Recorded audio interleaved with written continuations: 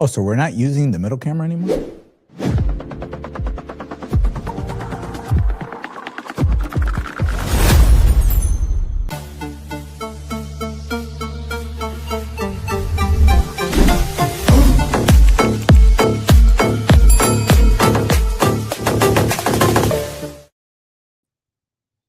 Hello.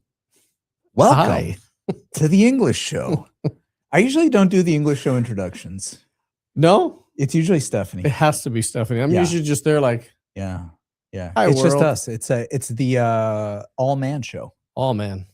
Oh man. Oh man, the all male review show. Oh. So you know, what's going on? US immigration, man. It's been silent. I think everyone was partying for July 4th, Independence Weekend, that they just said, you know what, let's give immigration a break. World Cup is really big. Wow. Yeah, World Cup is big. Wow, As someone huge. who is a casual watcher at best, there's some good games. There's some incredible Yeah. games. The Incredible talent on games. these guys We were is just watching amazing. Argentina a few hours ago. Doesn't make incredible. sense. Doesn't make sense. Incredible games. Incredible. Yes, the US lost. I'm fine with it. We didn't play. Yeah. We didn't play. I'm fine with that. I mean, obviously, you rather your home country win, but I rarely root for the U.S. in soccer because we're really just never. We never make it We past the never round make of it. So 16. I'm usually more of an Argentina guy myself. But I'll tell you, I was rooting for them. They played well, but on last night, it was just like a different team. It was horrible. Belgium deserved the win. There was no I doubt. think so. Yeah, I think so. I also have a theory. Look at us now. We're sports broadcasters. We're changing the name of the show. I have a theory. This is what happens when men run the show. So I have a theory. The best thing that could have happened for them was for this guy not to play with the red card situation. Oh yeah. If he would have not played, I feel we could have won that the game. team would have felt Because different. the team would have rallied around the situation, and so much of sports is psychological, Yep. not just physical. All those guys are physical specimens. They're incredible, talented human beings. 100%. It's just like a mental state. I just feel that whole thing was a deterrent. Like it was just something. It was something that blocked them, as opposed to it would have been the best thing that happened to them. On the flip side, it was a motivator for Belgium. A huge motivator. They're like, okay, guys, good. We're gonna kick these people's ass. Guys, what's going on here? Yeah. Anyways, to immigration news. Not a ton of news that we just saw. I believe it was yesterday. Judge ordered in Ohio yet again in favor of the lifting of pauses of cases that are not being processed by USCIS. This is yet another case that's a win. It's already been multiple wins regarding that. We hope. By the way, USCIS has already recognized the fact that basically the ban has been lifted. They themselves have stated it. It is now a thing. If your case was premium processing, you're one of these banned countries. Stay the course. Very soon you should receive news. We've already seen multiple approvals of banned country people that were premium processing cases. A few that we were in touch with, a few that we were not even in touch with yet. We have a laundry list of cases with premium processing that are, and cases that are being affected by the pause for multiple nationalities, multiple countries, mainly Venezuela. I would say we also have from different parts of the world clients that were subject to that pause, but I would say probably 90% are Venezuelan. And we started seeing those approvals roll in, which made me extremely happy. Number one, because the case was approved, but number two, after waiting such a long time for these approvals, Alexis, we're finally, we got caught.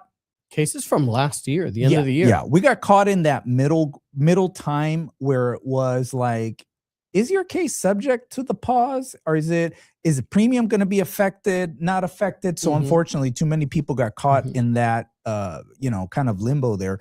But the very good news is we have seen, we will see, you'll continue to see those lawsuits that were filed roll in positively for the applicants and for people that have cases pending with USCIS. To be honest with you, it's just incredibly unfair to Absolutely. just pause those cases. It was a blanket pause, right? was, So, it was. you know, There was no there's specific security reason. reasons, but Well, excuse me. They can't do did it say in a blanket, security. That is true. right? They did say security reasons, but there was other things there based on involved. a country Yeah. versus, you know, maybe a person or a group, you know, I think that's why it was overturned.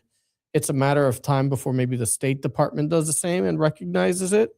We'll see. Yeah, that one's still up in the air. The big one now, so and maybe some people will address it through questions. I don't know. What do I do if I have premium processing or I expected a decision? I say give it probably the next 30 days. You already said that last week, so the month of July. If you to kind of see how it works out, at least 2 to 3 weeks if you're 15 business days premium processing. If you want to file for premium processing, I'm probably going to suggest, fine, I see it. We told a lot of people not to do it, right? Yeah. There was no benefit.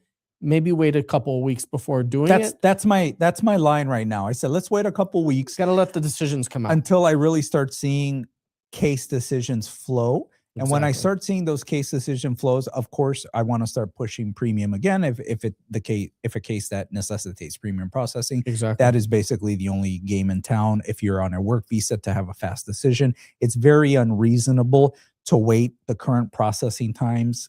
Listen, Alexis, I'll give you an example. Yeah, O1, a year. Crazy. H1B, a year. We already have them. E2, 17 months. That's insane. Inside the US, extension, still no decision. By the way, I have like 10 of them. Okay. So you're like, we're getting to that point that very soon we're going to have to file an extension without having the prior decision. Okay. Just because of the need to maintain the person's status. So regular processing right now it's just a tough pill to swallow. I probably would go again for non-immigrant visas. For green cards, I might still push non-premium for certain categories, but definitely for a non-immigrant visa, I think we need to be filing premium processing if you could afford it, if it's not too much money, if it's something. The very good news about premium, you don't have to do premium right away. You could wait a few months to do premium. Okay. You didn't budget it before. Now you have the opportunity to go ahead and do it. Okay. Absolutely. Well, I mean, we'll see. But everyone who wants premium, give it a couple weeks. Yeah. Until you pull the trigger. Yeah. I agree. I mean, the other news that I thought about, I mean, I know there's the push for TPS, and that's going to start affecting a lot of people come July 10th. A lot of the countries that were subject to an expiration, it's essentially coming to fruition. Think of like countries like Haiti, Ethiopia, Syria. I think the other news was starting July 1st, where those who were filing for a B1, B2 at a consular process, they could file to expedite and get the interview in, was it 10 days? Who was that? So I haven't found the list of countries yet, which is what's bizarre. So I think you have to reach out to the embassy first. And we don't, listen, most people already have their tourist visa.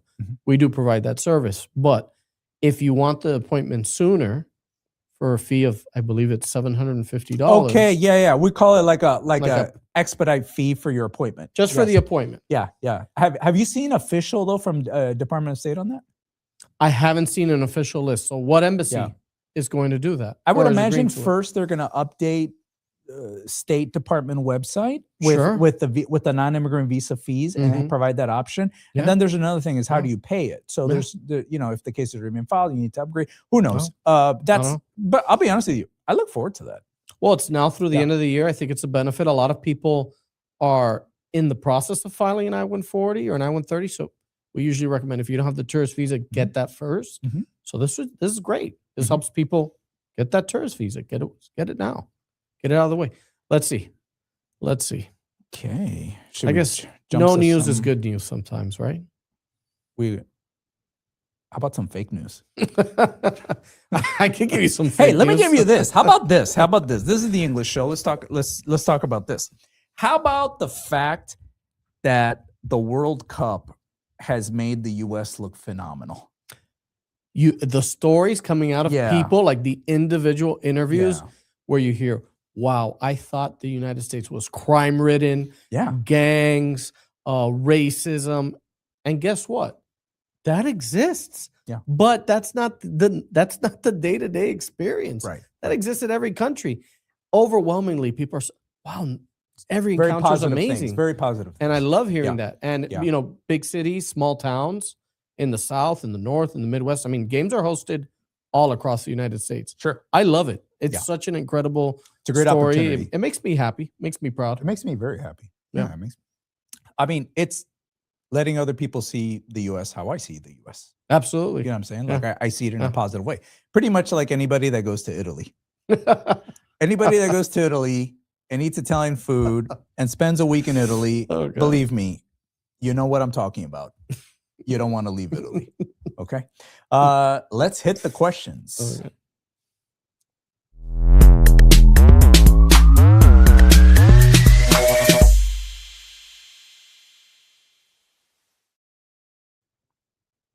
I'll hit it first. Study it first. Change the status from TPS to F1 pending. If I decide to leave before a decision is rendered, would I be subject to the 3 to 10 year inadmissibility bars? Now, really important. When is someone subject to the inadmissibility bars? When you no longer have a non-immigrant visa status, number one. Number two, when you have no other case pending and you spent over 180 days past your non-immigrant visa status. Technically, filing that I-539 F1 tolls the inadmissibility clock, meaning it stops it, okay? Technically. And I arguably, this is the proper way. And I do believe that is okay, and it's very arguable doing it that way. You might find a consular officer that says, no, you didn't leave November, you know, when the TPS ended, you need to, that's it. It's more than 180 days, you're subject to 3-year bar or 10-year bar, whatever, depending on when you leave the US. I think it's arguable, and most consular officers will interpret it in the fashion that I'm talking about. Now, there's this idea that having the I-539 stops it. But your question is, what happens if I depart the US and I'm waiting for and I abandon it, okay? It'll be denied because of abandonment. I'm perfectly fine, Alexis, with that denial on abandonment. Yep. What I suggest, and listen to me here carefully, because you'll hear different opinions. I would never withdraw that case.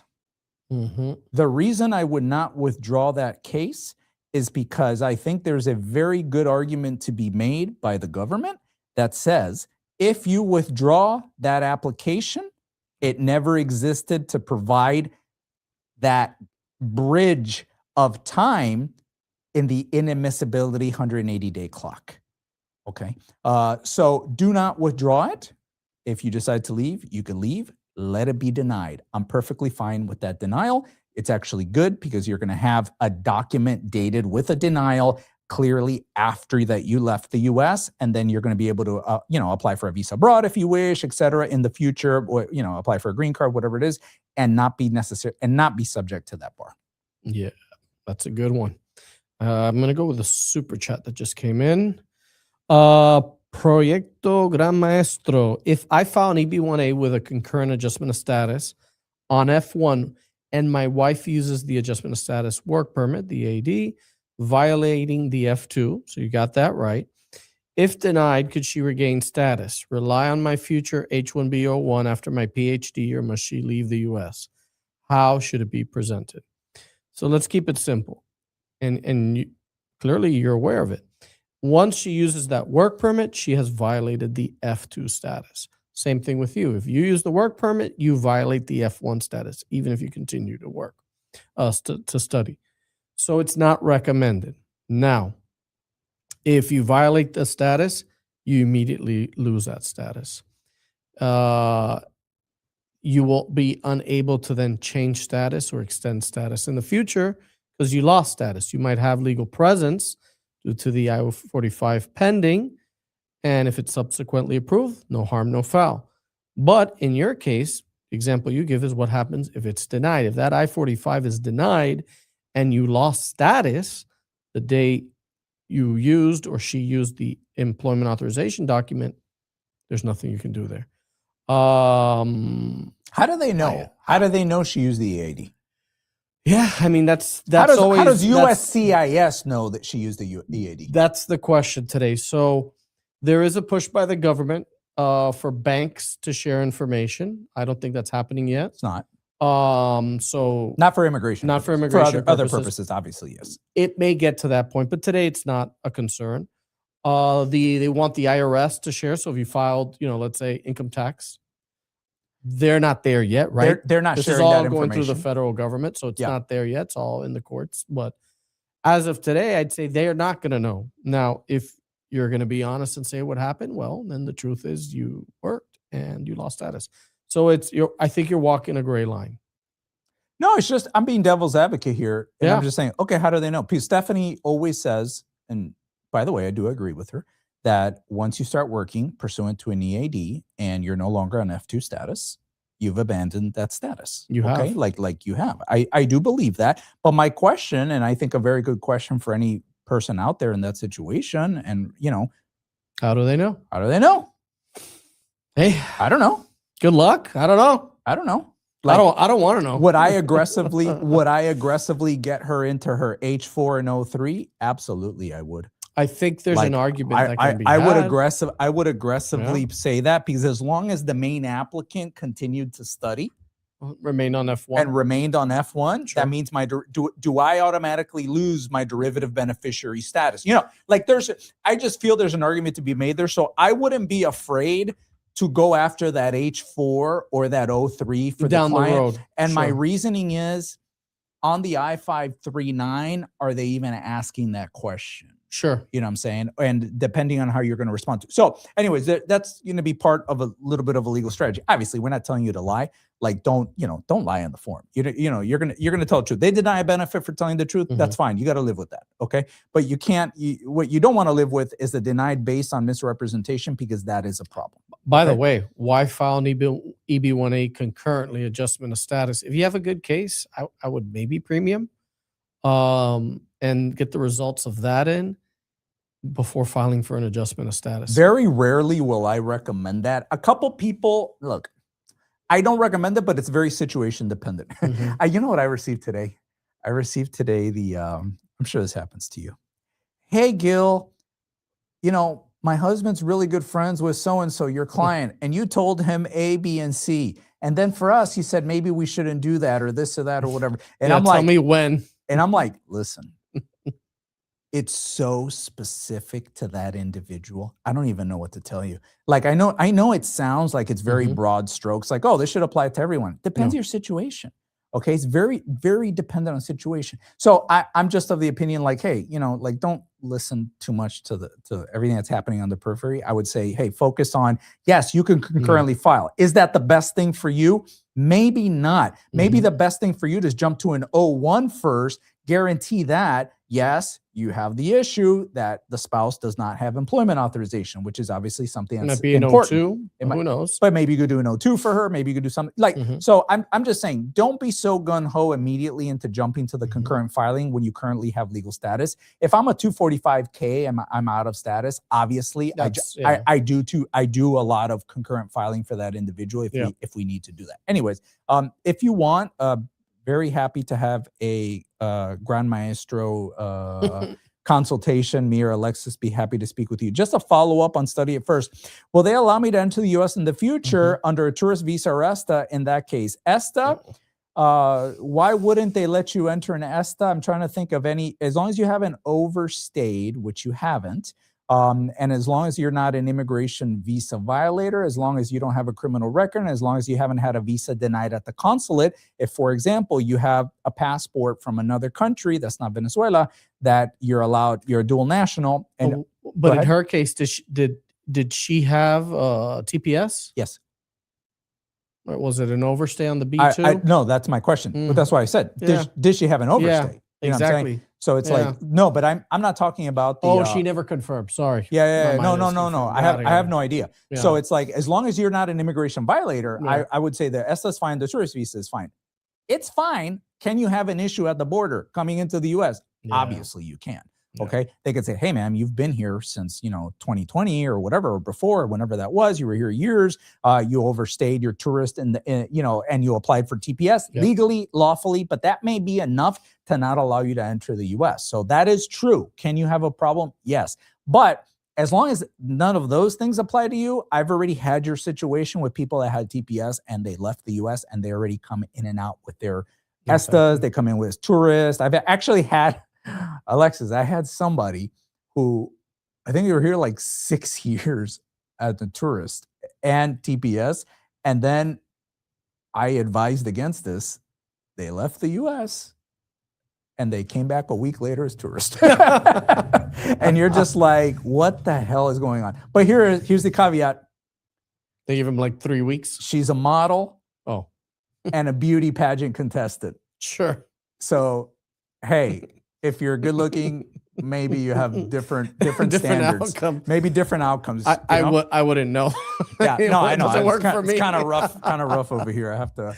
Oh man. So, anyways, great point, great question. I would say, as long as you don't have a major immigration issue, you might want to have a consult. Have a consult with us or any immigration attorney that could go ahead and walk you through that. Okay. Absolutely. Let's take on here Maria Flores. I have an approved DB1. Congrats, Maria. I'm going to file the adjustment of status. I have 01 and have been in New York's Essential Plan L first, which is federally funded for 3 years. Will this affect public charge for my green card? So when public charge first came about, that was a big question, right? Health insurance. Is that going to be a concern? Government funded health insurance. And in reality, it's not a problem. Unless you're like institutionalized, getting regular care for like nursing or you're living in a facility. But if it's just healthcare insurance, I'm not concerned.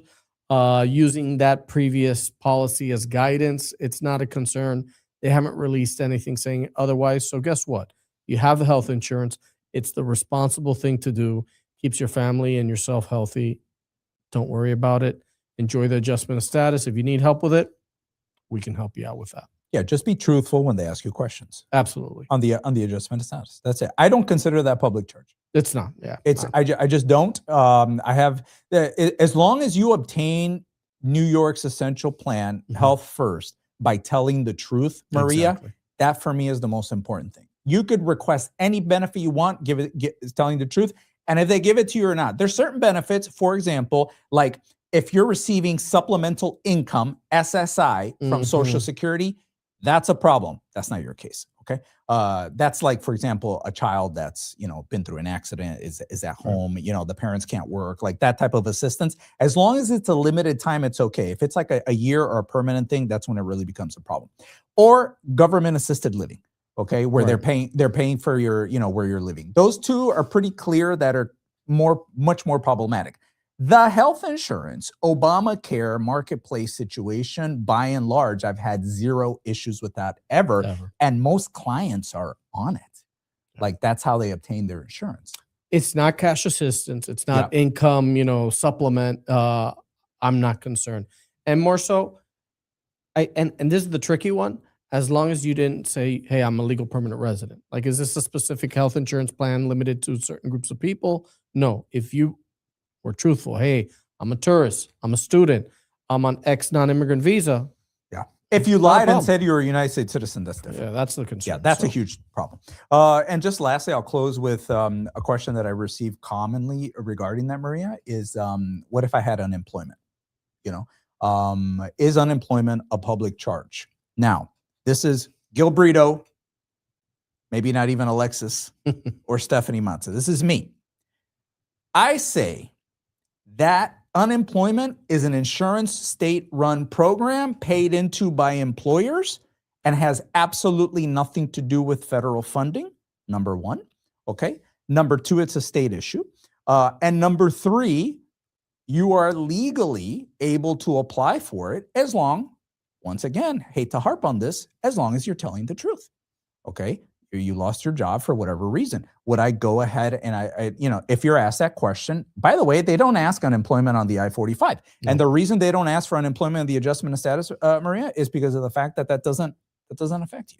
Okay. It doesn't affect the I-45 decision, but the purpose of that insurance. So I get this question a lot, Gil, can I apply for, I lost my job because of whatever, this or that. And I'm like, yeah, absolutely. Now, having said that, that's for adjustment of status.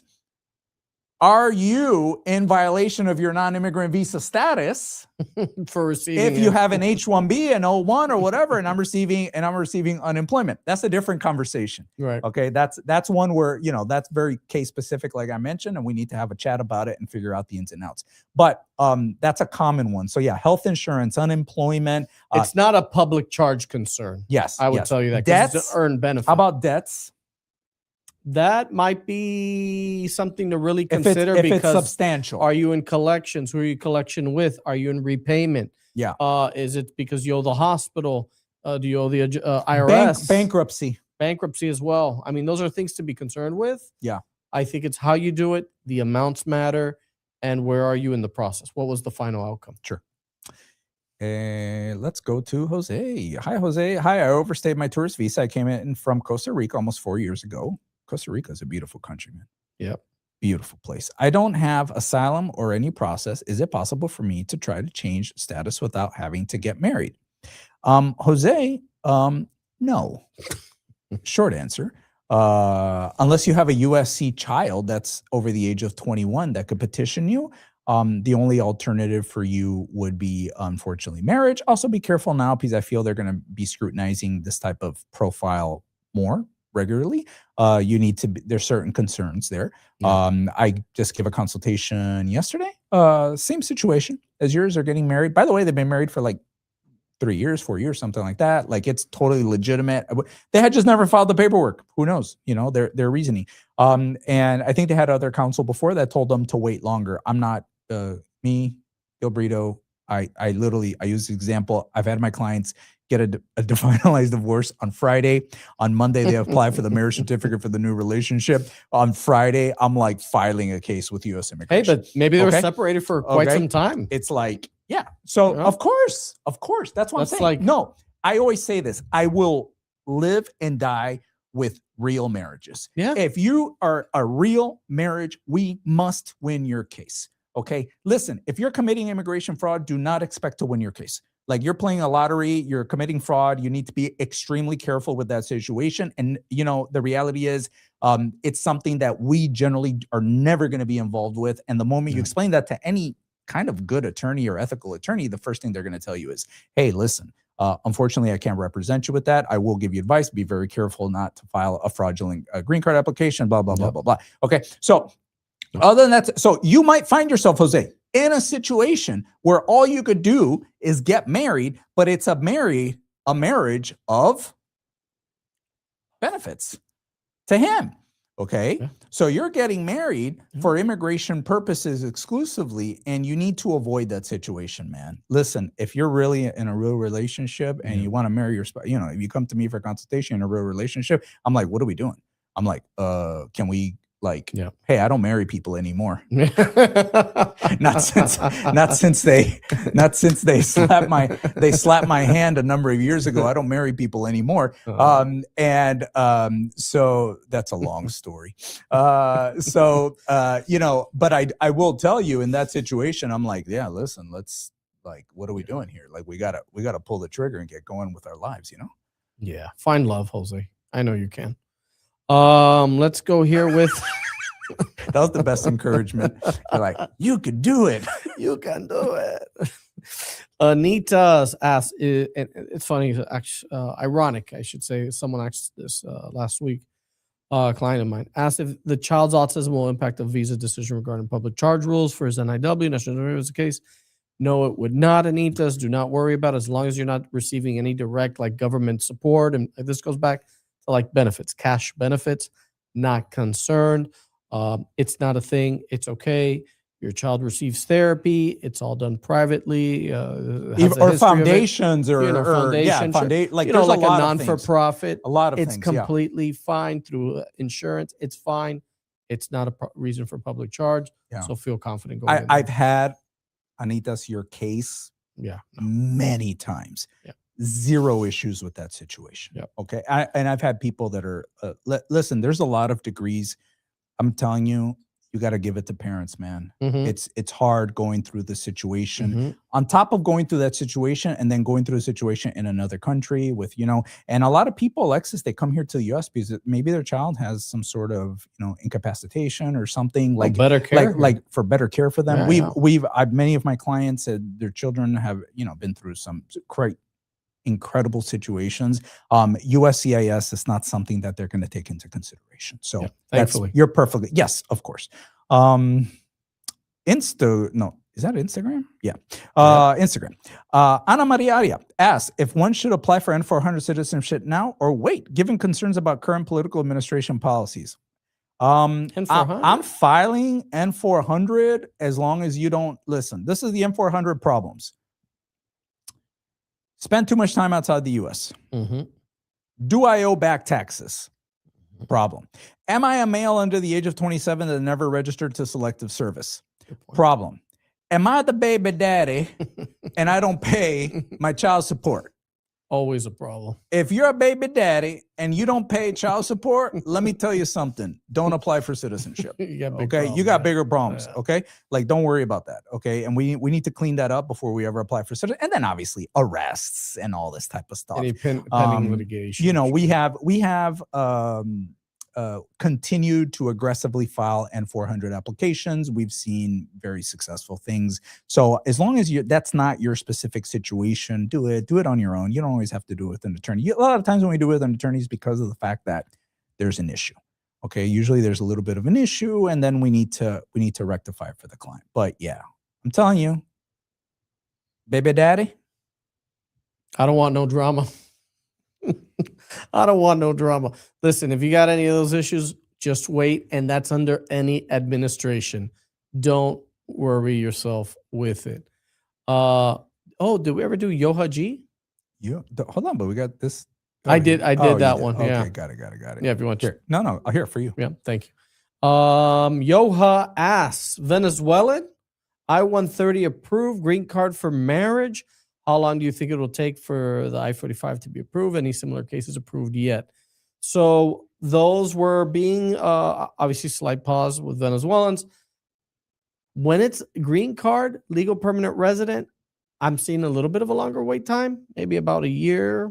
You think? Year and a half? I'm saying on a few. I'm seeing, Alexis, the fastest I've ever seen. For when it's USC, I'm telling you right now, Yeah. marriage to United States citizen, within 3 months. Yeah. 80-90% of the cases. I don't know if this is a USC or not. So yeah, it'd be nice to know. If it's USC, I'm telling you, 3 months. LPR is taking a long time. LPR, yeah. There are still some that are under 6 months, and I love it. No, but I have a few that are taking longer. Yeah. Like two and a half years. Unfortunately, yeah. Like 2.5 years. Like a year and a half is great. Yeah. But if it's a United States citizen, Yoha, I'd say within 3 months you're going to have that interview, and within 30 days. Even though the whole Venezuelan issue that's lifted. So I mean, it's lifted. The assumption there's no reason. Get ready for the questioning about the adjustment of status and how you filed. That's going to be the new thing. Why not consular? Yeah, why not consular? Right. We've discussed it a few times on the show already, but you might want to discuss with an attorney about the prep. Okay, how to prep for that interview and go through that. Don't wait until the interview date is set. The interview date will be set. Okay, it will be set. So knowing that, you need to start preparing kind of your documentation package, what you're going to take that day, and start preparing for that interview. Okay. Yeah. Man, we keep saying that we're going to do another marriage, but did we do? No, we haven't done it. We haven't done it no. again. We got to coordinate now, especially with the questions have changed. I think people appreciate that. Okay, so we got. What am I doing? Am I on the right thing? You are. Why isn't this? What is this? I really don't like this. I don't like this at all. Is this what you're giving me here? Study it first. No bueno for Gil. Experience to degree equivalency, 3 years to 1 year of university, bridge the misalignment between bachelor's and H-1B specialty occupation. That for me has always been literally like, I don't even think I've won that argument ever. Okay. Even though technically it's legal to do, I have learned since a long time ago, it's like, listen, you either have the degree or you don't. The responsibilities have to be very specific. I'm not saying it's impossible. You might win it. You're going to need an expert letter. Okay. You're going to need an expert letter, definitely in that. Study. I never overstayed, just now in limbo with COS F1. And given the risks they're facing, I'm thinking about just leaving. A lot of people are doing that, man. Like they're thinking about leaving. And no, not just that. I've had a lot of clients leave. Maybe we have green cards for them pending and we're waiting. They're decided to wait for the green card in Spain, Colombia, Venezuela, wherever. Okay. So yeah, it's something you need to seriously consider. Absolutely. What is, here we go. Let me go with Segundo. Segundo M1, saludos de Peru. What's up? Perm approved, skilled worker. Awesome. Going to introduce now the I-140. What are they reviewing in this point of time? What are reasons to deny? Okay, for the most part, you have the perm approved. So on the I-140, what do they want to confirm? A lot of the details regarding the company, ability to pay, I think is the biggest one. And they want to know a little bit about you too, were you qualified at that point? If there's an RFE, they might ask a little bit what happened there in the process regarding the recruitment. But I think it's the big one for me is always, does the company financially qualify? So the tax returns, what are the assets they own? Assuming they've been operating at least 2 years, they've already filed taxes, and you want them to provide the most up to date. And clearly, does the offer still stand? Skilled worker, depending on your priority date, you might want to do premium processing. You're probably at the cusp where I wouldn't recommend it just yet. We get a lot of those I-140 approvals in within 2 to 4 or 5 months. So they're coming back fine, which just happens to be in time when the priority date is set for then filing the I-45 if you're here in the U.S. So, Segundo, I think you'll be fine. Congratulations. If you and the company need help with the I-140, we file those all the time, and thereafter consular or adjustment of status. Luis is telling us, just want to say that I got my driver's license with my EAD extension 540 days for TPS Venezuela. I have a pending on one, but I requested it 4 months ago, and after save verification, I got it. It's crazy. You know what? It's so funny, Luis. I just That's awesome. had somebody, I believe today, tell me that they were able to obtain their driver's license, Alexis, with the TPS. No, it was a lady with the TPS EAD, and they gave it to her till like next year or whatever. Well, there's a small group of Venezuelans that have the extended supposedly, EAD, yeah. And USCIS recognizes it. It's a small select group. Yeah. And the important thing is that they're able to the get DMV. The DMV recognized recognizes it. This is the problem I'm having is DMV. They're like, hey, your case is pending, whatever, and then they review everything, and then they get back a letter. Hey, your driver's license has been canceled, or whatever. Like it'd be great to know, Louis. What state is this? I believe Florida. I'm probably Florida, probably, because I don't feel Texas is going to give them that. Yeah, I think they might be a little bit tougher there. Yeah, that'd be nice to know. Hey, all right. Who's this? We're getting a question sent to the moderator, and it's domestic violence, VAWA, divorce issues. Marina T discusses an abusive marriage, a temporary green card, and concerns regarding her husband potentially flying for a waiver as a victim. Ooh, okay. So, Marina, I'm assuming you are the foreign national. No, I'm assuming the husband's the foreign national. He's filing a waiver. He's filing a waiver. Divorce waiver. Okay. I mean, listen, Marina, I wonder what your concern is with all this. If your husband wants to do that, he more than can. He can file an I-751 removal of conditions. You would never know about it. Yeah, and he does if you're divorced or in separation proceedings, he'll report that. And once the divorce is finalized, we'll send that in. I mean, those cases are taking anywhere between 2 to 4 years to process. Depending on the level of abuse, there could be a potential VAWA claim. Let's say that he does not have a green card. Well, I guess you mentioned temporary green card, but even without a green card, no, the that can be a cause for a green card, right? For I-751, you could do the VAWA. You could do a VAWA.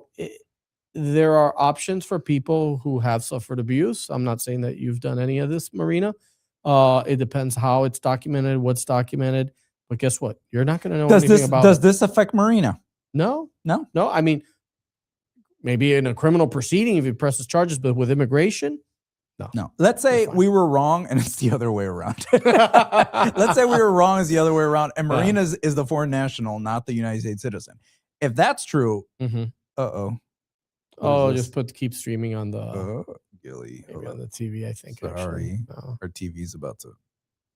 There you There go. you go. So if it's you, Marina, that's going through that situation, then you're going to want to talk to us.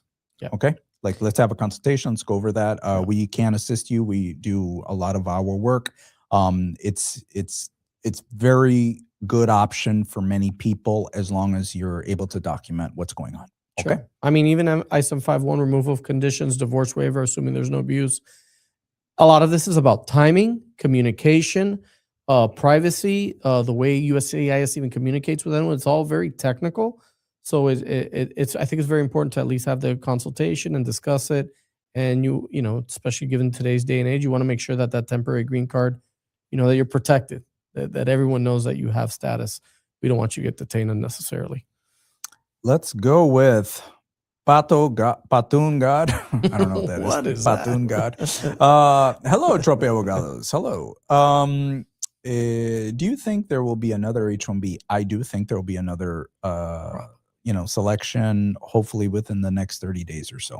How long does it take to get an OPT STEM visa approved? Generally quickly, but I will tell you lately I've been advising most people to pay the premium processing for their STEM OPTs because of the fact that it's a little bit in the air. So generally it's like 3 months. You're already past that time. I would say it's going to get to the point that it may be concerning. So you may want to consider upgrading that to premium processing so you could get it quicker. So yes, lottery, how long is it taking? The average I see is probably 3 to 4 months, but if it's much longer than that, I would say probably want to pull the trigger. Who knows what's going on there? Batun God. It's a great one. Batun. I don't know what language it is. Is that like Roman? Latin, sorry. Latin for pato. Let's go here with Delgado Mariana. Approximately how long is an I-140 approval taken for Venezuelan EB-1 applicant? When it comes to all the countries that were recently on that banned list of 39, including Venezuelans, EB-1A, I-140, all those decisions were on pause. So if it normally takes 6 months or 1 day, it was irrelevant. All that was on pause.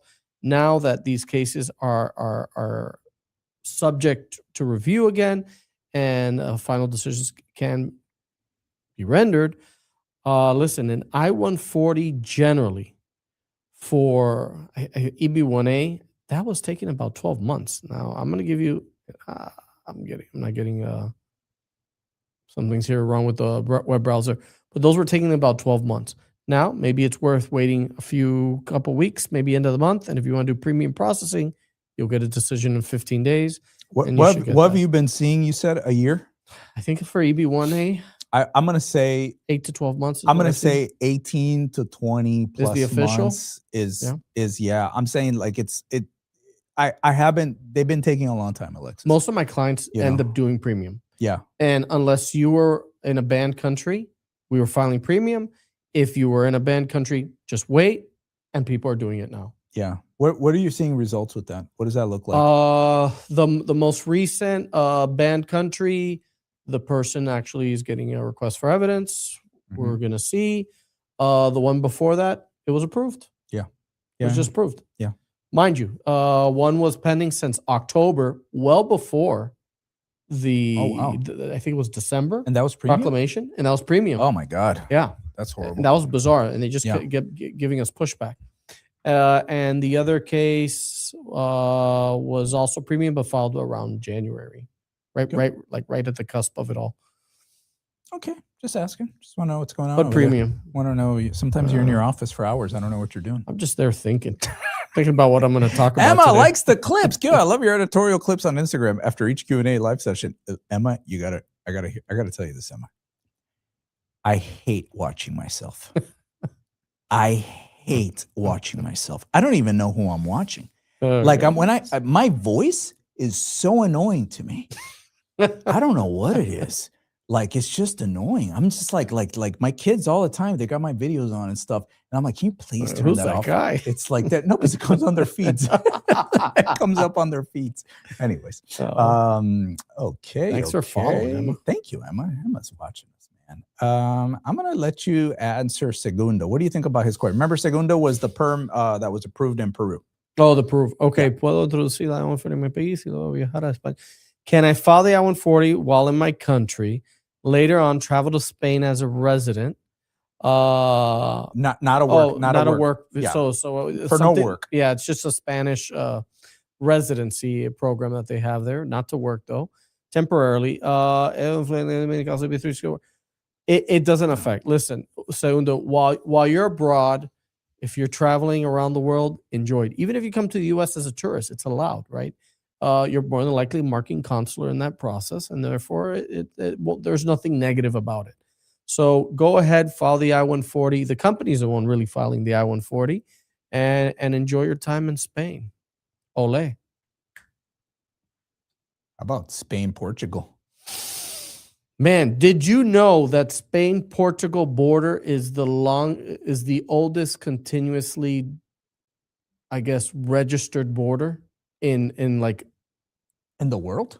In the world, yeah. Wow, that's interesting. In the sense of time. It was like the year 1200, I don't know what. Oh my God. That is kind of crazy. Something like, because when you think of Europe, you think old, but a lot of the countries are new. The borders are fairly new, right? Newish, a couple hundred years. That one's pretty old. Man, the memes out there are great. How about the fireworks, man?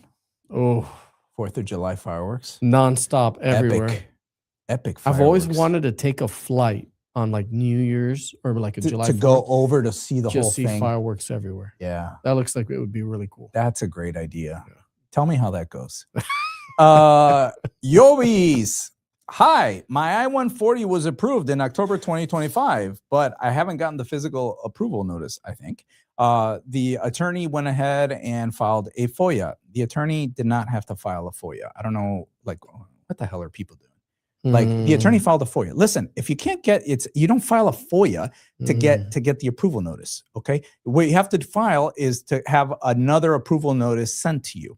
So there's a form for that, okay? There's a couple different forms. But you could do for them, it's the I-864. You file an I-864 to go ahead and have it. Yes, it costs money, unfortunately, but that is really the only, if they haven't sent it since October, I'm telling you right now, you're not going to receive it in July, okay? Like, it's not going to happen. The FOIA, of course, nothing. That idea was like, what? I mean, if it's premium, yeah, I have no idea why they would have requested a FOIA. If I'm assuming it's normal too. If it's premium, contact the premium processing unit. That's what I would do. They are premium processing is incredible with this issue, and most of the times they will send me the approval notice via email. I got to tell you, I got to give it to them. All the centers, all the premium centers, spectacular customer service, extremely fast responses for us. It's rare that we don't have a response in a few days from them, unless it's a very complicated issue that they need to look up. And maybe they'll tell us that, hey, by the way, it's complicated. I'll let you, it happens to me. Okay. But with the Venezuelan cases, the premium cases, they've been exceptional. If it's premium, if it's not premium, you have to file an I-824, excuse me, I said 64. That's affidavit of support.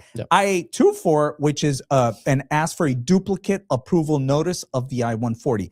Guess what? Who needs to request the I-140? If this is based on perm, it must be the company. Remember, if it's based on EB2 and IW, EB1, then you're going to do it yourself. Okay. Absolutely. We got a couple people who always ask about priority dates. I'll bring this one up. And this applies to basically anyone when you're reading the visa bulletin. So Isa asks, EB3 other worker, priority date 2023, how much time? She gave more details here. Priority date 2023, I-140 approved. How much time spent here in El Salvador? So the best way to review and see when you can file DS-260 here in this case, and when to expect an approval is using the visa bulletin. U.S. Department of State uses this and publishes it every month. It's updated every approximately 30 days. And so just using this example, she's from El Salvador, and it's EB3 other worker. So EB3 other worker has its own row. And when you go there for the month of July, dates for filing, which is chart B, that's when you can fill out the DS-260 approximately. It's anyone who has a priority date prior to August 1st, 2022. What does that mean? In this case, Isa, you're 2023. I don't know when. You do the math, anywhere between, I don't know, 4 or 5. and 19 months. So, or 17, 5 and 17 months. So, easy does it. Some months there is a big jump. Sometimes there is no movement. Sometimes there's retrogression, goes backwards. I'm going to assume as we get closer to September, things stall out. Come October, new fiscal year, you have maybe that significant jump. So unfortunately, just be calm. Hopefully the company is still there with you, supporting you, and everything will work out in your favor, Isa. Aaliyah, on O1 planning EB1. Okay, currently on an O1. Before the O1 from H3, I accrued 140 to 150 days of unlawful presence due to an RFE delay. Came up in my O1 interview. Came up in the interview, but they still gave you the O1, which is very good news.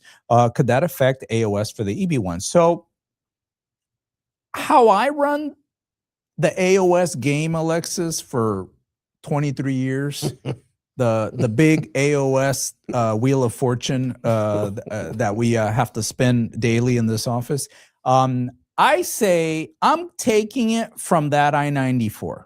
Yeah. Okay, I'm taking it from the O1 I-94. But they asked the question on the I-45, have you ever been in violation of your non-immigrant visa status?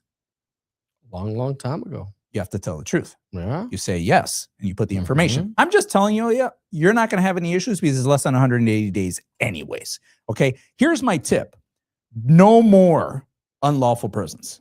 Okay, no more unlawful presence because we don't want them to have, okay, the ammunition to go ahead and come back later and said, well, yeah, you were 30 days out of status, but you were also 150 days out of status before. You're subject to a 3-year bar, and you're inadmissible to the U.S. Okay. Repeat offender, public charge. Well, not the public not charge, public charge, but repeat violator. Right. Because the 180 days that we talk about, or 245K, that's cumulatively. Okay. It doesn't. If you've had multiple stints of unlawful presence, they'll add it all together. Now, I just said at the beginning, I'm not going to care about that because I'm going to roll from the most recent I-94. However, I have seen in the past, in the last year, 2 years, definitely, that they've come in an RFE, Alexis, and they say, well, we know that you entered the U.S. on this date and your I-94 is valid, but what happened to all that unlawful presence that you had previously? Yeah. So they bring it to my attention. Okay. So I'm saying, tell the truth on the form. It's fine. You have the 180 days anyways to protect you. No more unlawful presence, so you don't have to worry about it. It's probably going to be a non-issue, but even within the non-issue, right now, how things are, we need to be as straightforward, honest as we can, and we need to prepare for that eventuality that they will ask you about that. Okay. The most important thing I'd say, and I agree with you, Gil, is as of my last entry in the United States, what happened? Yes. And that's how you make the argument. Yeah. And you should, and that's what we've done. So what USCIS would argue is that the Department of State was wrong in issuing that visa. Sure. So that's what USCIS would argue. And they say, because of the consular error in issuing that visa that you should never have had, that means this whole thing you did here of legal status is no longer valid. Is irrelevant. Is irrelevant for the purposes. Why? Because they have discretion. Okay, since they have the discretion. So yeah, again, not to scare you, I think you're going to be perfectly fine. But people with a similar situation out there, that's why, Alexis, listen, we had a situation there. I'll give you an example. I know I'm running kind of long here with the stories, but we had a situation where our clients filed. Imagine this: we filed an O1. No, mentira. We filed a green card. Okay. The green card was denied. During the time that the AOS was pending, under my advisement, I filed an O1 change of status. It was approved by USCIS. What was their status at the time? Adjustment of status pending. Well, so whatever they entered on was already. No, it's gone, man. Let's be like, it's like different times. Right. You know what I'm saying? So a little bit different times than now. Concurrent filing, EB1 denied, EB1 appealed. During the appeal process, we filed an O1. O1 approved. Change of status. Change of status. Now here is the issue. Did those guys have unlawful presence? Is the clock running because of the gap in status, the gap in non-immigrant visa status. Right, exactly. Which is different. So the gap in non-immigrant, so they had status the whole time. They always had status. They were never out of status. I told the truth on the forms. Yeah. They approved it. That's actually happened to me multiple times. I've done that multiple times. I'd be very hesitant to do that right now. Yeah. But my point is, now when the clients are then filing for adjustment of status and they're talking about non-immigrant visa for a future green card, you got to bring it up. You have to. I think you have to. You have to. You know? Yeah. And it should be fine. It should be fine. Oh, it should be approved. I don't think my clients, I don't think our situation was fine. By the way, sure, in that case, everything ended up fantastic at the end, but it's one of those situations where you're like, like it's probably not correct to do it. It's probably not correct for them to approve it this way. No, not. I mean, I think today also you have the immigrant status history is a lot. The non-immigrant status history is tracked much better than it was even 10 years ago. And at the same time, you have some officers that just don't really understand the law and they're just throwing everything through discretion. So you got to be careful. Oh, he got his driver's license in Texas. In Texas. That's mind blowing. Look, like, you know what? They respect that the person has the work permit in Texas. Yeah. In Florida, who knows what would happen? I don't know. Actually, no, but my client, there just aren't that many. My client was Florida. No. My example was Florida. I think there just aren't that many people in that situation. Yeah. But you have that work permit. Hey, man, don't give people a hard time. Nice. Oh, sorry. This was they were following up there with that question. Oh man. So Segundo, you're coming at me with what characteristics should the company have in order to get an O1? What type of O1 though? I mean, what's the title? Yeah, it depends. Like, what do you do? Or is this something a little bit more technical? Or are we talking about in the field of business, science? It's got to be a company. The sponsor is the employer. You're talking about O1A. It's closed. This company needs to be registered. It needs to be operating. If you're in the arts, we can go O1B. You don't technically need a company, right? We can do a U.S. agent, for example, multiple job offers. So there are a few ways to, as they say, skin the cat. Really? Have the consultation with us. Isn't that one of the worst statements? There's multiple ways to skin a cat. Isn't that, just think about it. Do you ever think about all these idioms that we have in the English language? Like, where the heck did that come from? Yeah. They're like, oh, there's many ways to skin a cat. I'm like, is there? Is there? I don't know. Like, I don't know. I don't even know one. Me neither. Right? Like, get the taxidermy guys on here, man. All right, Alexis. Stephanie. Oh man, we didn't gossip about Stephanie. She's living her best life. What's Stephanie doing right now, man? I hope she's watching us. I hope she's watching us. You think she's learning? She's learning. Hi, Stephanie. I hope you learned something new today. I hope so. I doubt me and you taught her anything. Nah.